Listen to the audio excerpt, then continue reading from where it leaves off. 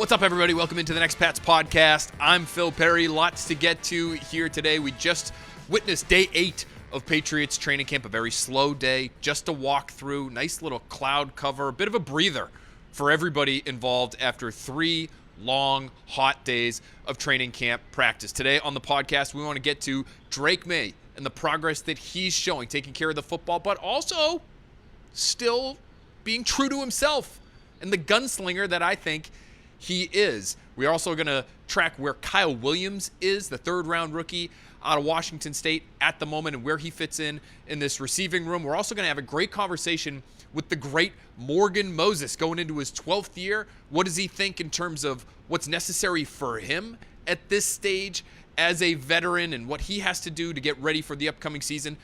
But more importantly to me, what does he think of Will Campbell? What does he think of Jared Wilson? 2 potential foundational building blocks for this offensive line for years to come at both left tackle and left guard. Great conversation with him. And then we're going to give you a little snippet, just a little tease of our 53-man roster projection that's on NBCSportsBoston.com right now. But first, let's get right to some Drake Maye developments. To me, maybe the most positive sign for Drake Maye during his second training camp as a pro is the fact that he has been able to limit the turnovers and even the turnover-worthy types of plays. He still has yet to throw an interception through 8 practices. 6 of those have been competitive, a couple of walkthroughs mixed in there. And the fact that he's able to dial those back, somebody who threw 10 interceptions in essentially 10 games last year, somebody who was near the bottom of the league in terms of turnover-worthy play percentage, in terms of interception rate, the fact that he has been able to take care of the football the way that he has and yet still be the Drake Maye that many of you I know fell in love with last year in terms of pushing the ball down the field, making off-platform throws, showing the traits that made him the number 3 overall pick a couple off seasons ago, to me is the most positive development in this camp for the New England Patriots.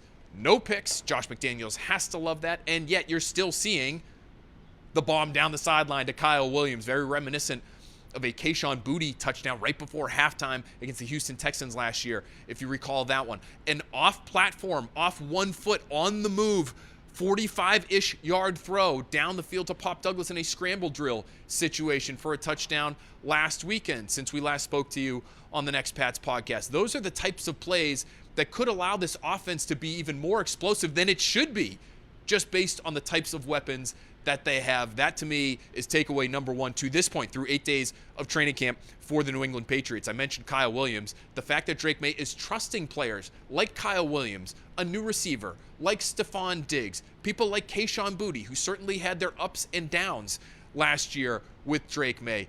He's trusting them all. He's throwing the football up to each and every one of them, which to me is expediting the growth and development of these players. Kyle Williams in particular, because this is the Next Pats podcast, we are focused on these young players, and Kyle Williams has been riding that rookie roller coaster. I want to play for you a back and forth that I had with Kyle Williams today after practice during his media scrum, just talking about the trust that he feels coming his way from Drake Maye and how he bounces back, from negative moments in practice. A couple days ago, there was a very, in my opinion, significant moment in the arc of Kyle Williams' young professional career where he dropped a pass. Very clear and obvious drop on a back shoulder throw. Nice throw by Drake Maye, and it just clanked off Kyle Williams' hands. His hands are something that we're going to have to watch moving forward. Drops were an issue at times for him at Washington State. And then just a moment later, missed a block on a designed Drake Maye run. And his head coach, Mike Vrabel, got into him a little bit after those 2 miscues. Yet, moments later, he's able to flush those bad situations, those negative situations, and come back with the play of the day, down the field bomb from Drake Maye to Kyle Williams. Perfectly thrown football, but a nice route and a nice catch from the undersized burner that Williams is. And he talked about how to bounce back from those types of moments where things aren't going so well, and yet you can still have a productive practice. Here's our back and forth today. How much does it mean to you, Kyle, that Drake does trust you enough to throw it to you in those types of situations? I mean, it means a lot. I feel like that just shows that I'm capitalizing on the opportunities that I'm given, and hopefully more can come my way, but that's all out of my control, so I'm just doing what I can do. You had a moment practices ago, earlier this week, where had a ball hit your hands, ends up going in. Mm-hmm. It looked like there might have been a play where trying to execute a block on a screen or something like that. Yeah. Might have actually been for a Drake run. Mm-hmm. How do you overcome those moments within a practice to come back and make a play? Because I think it was soon after that you made the play deep down the field. Yeah, I mean, it's just you gotta have short-term memory with certain things. I mean, those plays you don't want to happen, God forbid those. But it's all about the next play. Can you wipe it off, shed it off, and then go make a play next play? Say your best play is always your next play. So, and after practice, I try to clean up those mistakes watching film. I try to never let anything bad happen like that. But if it does, I mean, it happens. So we got to move on and make a better play. Let's get to a couple of other rookies now. Jared Wilson, to me, maybe the most impressive offensive lineman on the roster to this point, not just among the rookies, but on the roster. He had the most impressive series of one-on-one reps that I have seen so far this summer. 2 decisive wins over Christian Barmore and another decisive win over Milton Williams. Those are 2 of the best defenders that the Patriots have. Those are 2 of the best, in my opinion, interior pass rushers in the NFL when they're both healthy and at their best. And yet Jared Wilson, 3rd-round rookie out of Georgia, in his first pro camp after having missed most of the spring as he dealt with something physically, is able to stonewall them both. He's been at left guard, even with Garrett Bradbury out lately due to injury. He's been at left guard. You've seen Ben Brown at center, Garrett Bradbury at center. I think the team sees Bradbury and Wilson as their best 1-2 punch, center and left guard.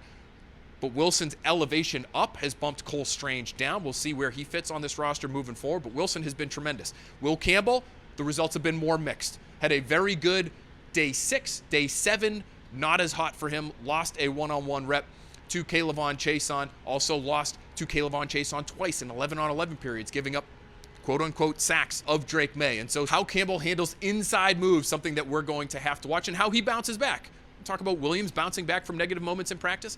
How does he bounce back from a down practice a couple days ago? Didn't have that opportunity today. Again, just a walkthrough, but how do things look for him moving forward? Got some great insight from his veteran teammate who has been trying to teach him along the way in their shared time together to this point, Morgan Moses. Here's our conversation with Morgan Moses.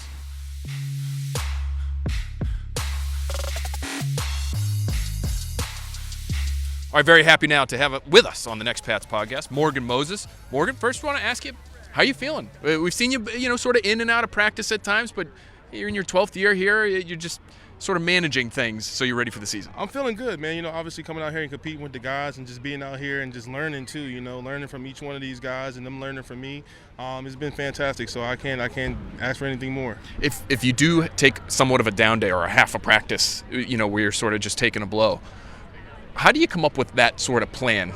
Mike Vrabel's talked to us about how he's got plans for a bunch of different veterans here to make sure you guys are ready for when it matters. Well, for them, just having conversations with us, like I've had conversations with them where like, hey, on off days, I don't want to sit in the training room. Like I want to come out here and get something done. That way, the next day is not as harder, and so just, building that regimen, obviously, Mike's played as a player and he's coached as a coach as well. So he understands the emphasis on how guys have been preparing over the course of their years and things like that. And so just open dialogue, but just, whatever is given or whatever is expected, is for us to come out there and do what we're asked to do and just be ready. So that's been what it was. One of the most fascinating parts about watching you during this training camp is after practice. And today's a little bit different. If you're watching us at home, they had a walkthrough today. Nice, cool day. Everybody gets a little bit of a down day on a day like this. Yeah. But after practice, you're constantly talking to younger players, typically it looks like, and other offensive linemen. I just heard you call those meetings sort of your breakfast club meetings in a meeting with the rest of the media. Why are those moments valuable to you? Because this is raising the IQ of football. There's things that I might have saw in practice where like the defense had disguised it and I was a little bit late and I still got on my block or whatever the case is, and just kind of go over on those looks and go over the things that we might have missed in practice or some things or a certain set that we might struggled with, and having those open dialogues, because if you can get them to see it from a different perspective, besides coaching it, or if I can see Will do something in a different perspective, like it all makes us better. So just being able to have those conversations and those open dialogues where you struggle and where you're excelling at, and it just allows growth for everybody. How much do you relish those opportunities to try to help raise young players in this league? You were once in their shoes, and now you're the guy who's doling out that wisdom. Well, it's everybody learns different. Some guys got to be out here on the field and walk through it. Some guys are film guys. Some guys are classroom guys, and so you take all that together and you just kind of slow it down on the field in between the lines, and you have those conversations with guys, and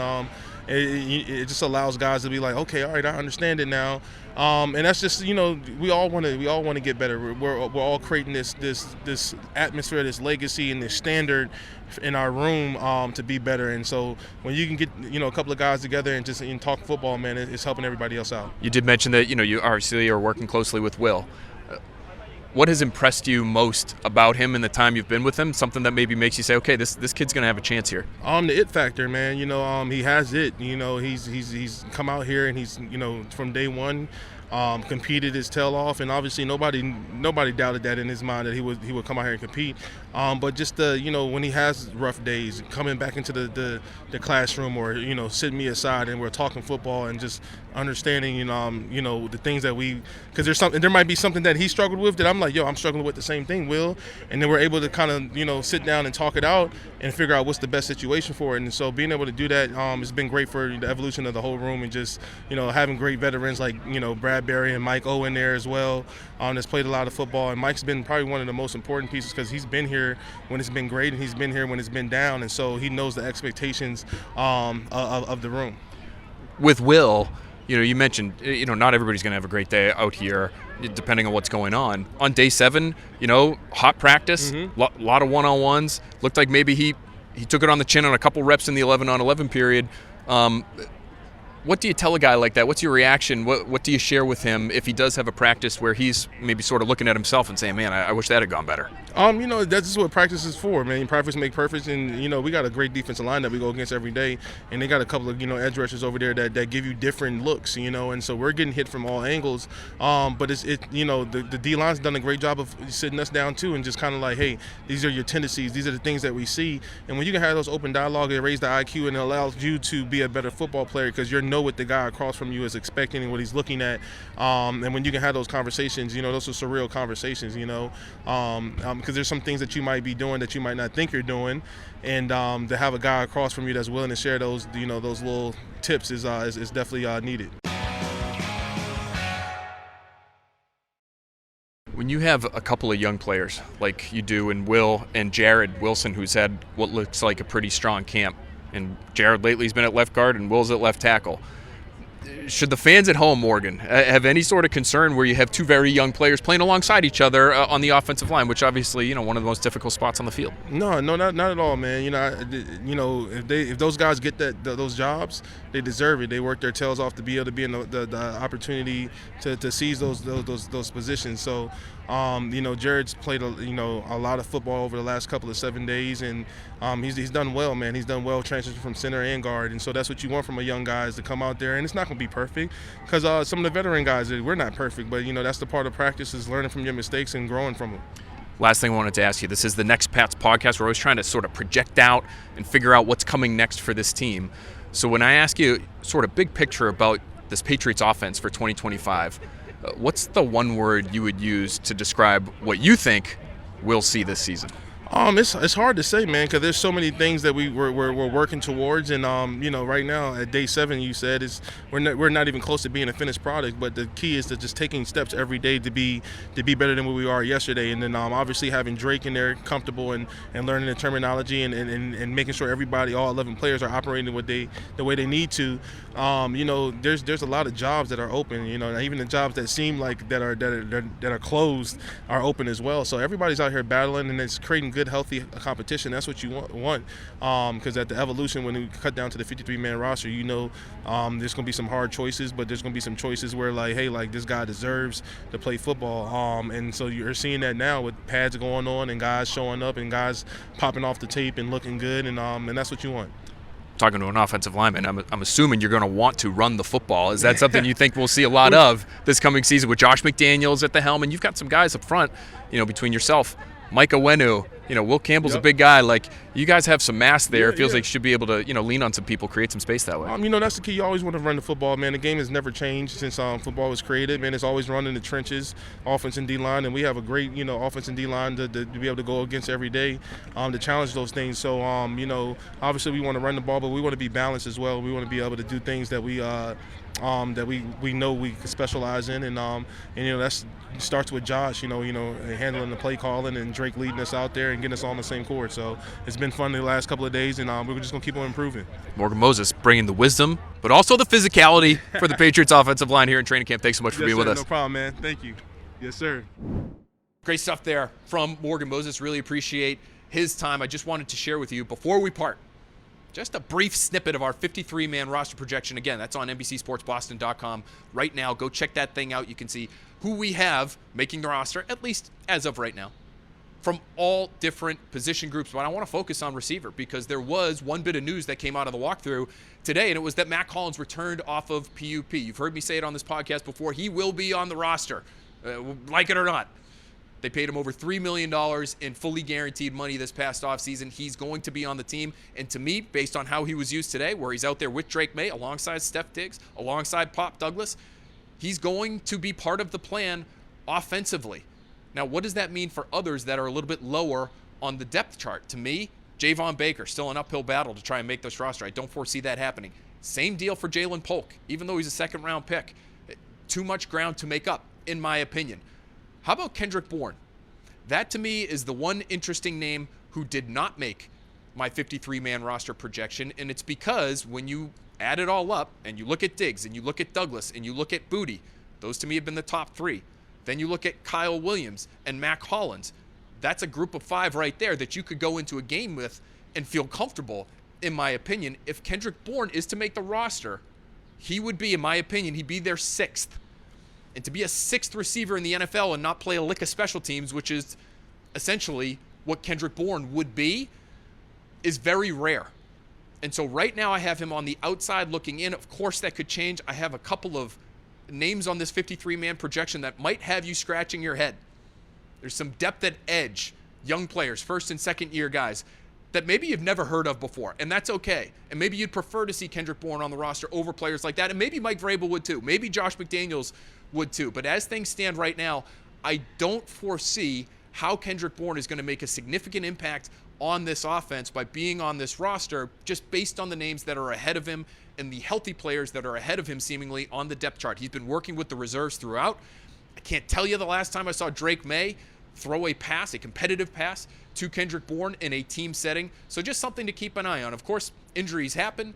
Things could happen where Kendrick Bourne ends up being a more dependable player than somebody else. Maybe Kyle Williams hits a little bit of a rookie wall and you see Kendrick Bourne elevate. But to this point, it's hard for me to foresee a role for Kendrick Bourne on this team. Maybe he ends up being a trade candidate for the Patriots later this offseason. All right, that's it for the Next Pats podcast. Thanks so much for sticking around and listening. Thanks for watching. For those of you that are watching on YouTube, we'll be right back here at Gillette Stadium next week with another episode of Next Pats. We'll talk to you then.